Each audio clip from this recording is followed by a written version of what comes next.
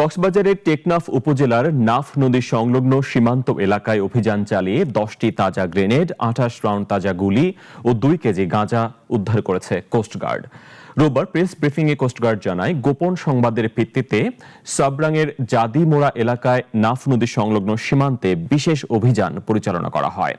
উদ্ধারকৃত অস্ত্র ও গোলাবারুদ একটি মিয়ানমার ভিত্তিক সশস্ত্র গোষ্ঠী সীমান্ত এলাকায় মজুত করে রেখেছিল বলে ধারণা করা হচ্ছে।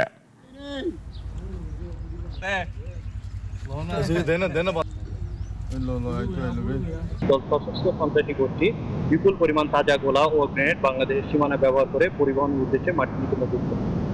প্রাপ্ত তথ্যের ভিত্তিতে উক্ত এলাকায় গত 13 জুন 2026 শনিবার রাত 10টায় কোস্টগার্ড স্টেশন টেকনাফ কর্তৃক একটি বিশেষ অভিযান পরিচালনা করা হয়।